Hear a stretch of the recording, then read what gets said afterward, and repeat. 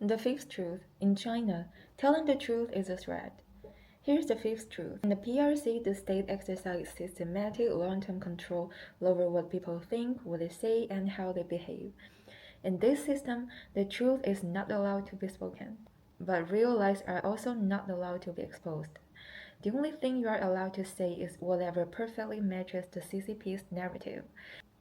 There's a public commentator named Ma Fang.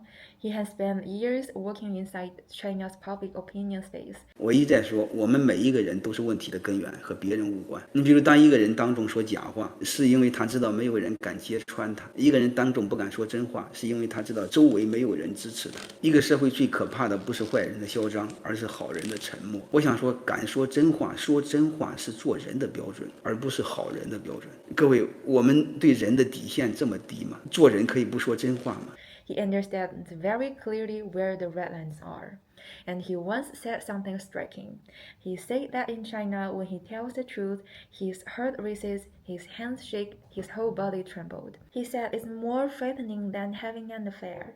Even cheating is not scary as telling the truth. He said that only when he is lying does he feel relaxed, natural, and safe. Psychologists later told him something chilling. The reaction is considered normal in China. Why? Because in a society where almost everyone is forced to lie, the person who tells the truth is the one the system labels as abnormal. People often ask, why do Chinese people lie so much? The answer is simple. It's not because Chinese people choose to lie, it's because the CCP has lied for so long that lying has become a rule. And more importantly, the party demands that everyone maintain the same narrative as it does. You are not allowed to say anything different, even if it's true. If you do, you will be punished, silenced, investigated, detained, or imprisoned. Let me give you one example. Jimmy Lai, a Hong Kong media figure, did nothing more than ask the CCP to honor the Sino-British Joint Declaration, a public international agreement signed in front of the entire world. What happened? Telling the truth, asking for a promise to be kept, was labeled by the CCP as a serious threat to national security, and he was punished.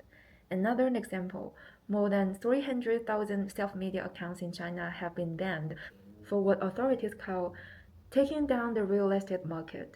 What did these people actually do? They didn't predict anything, criticize anyone, or attack the system. They just simply described what was already happening in the real estate industry. Can the real estate decline? Can it enter a downturn? In the real world, of course it can. But in China, you are not allowed to say. In China, people can only talk about reality through metaphors, implications, and coded language. And some people even say at least we are still allowed to imply things. But think about that for a second. If you have to be grateful for the ability to imply, that doesn't show tolerance. It shows how absurd the system really is. In the UK and other democratic countries, people can openly criticize the government, attack political parties, and insult their leaders. In China, you don't even have the right to tell the truth, yet you are told to be thankful for the small gaps left for metaphor. From the top down, from the policy to propaganda, from official statistics to media narratives. Those at the top lie to maintain control. Those at the bottom lie to access resources. Those in the middle lie to simply survive. Lying has become the basic survival skills of the society. And when you don't have real freedom of speech, you cannot have real freedom of thought. And without that, you cannot have a real freedom of action. You can only live inside a system built on lies, maintained by fear, and enforced punishment. In this system, anyone who breaks a lie is not treated as someone with a different opinion, but as someone who must be removed.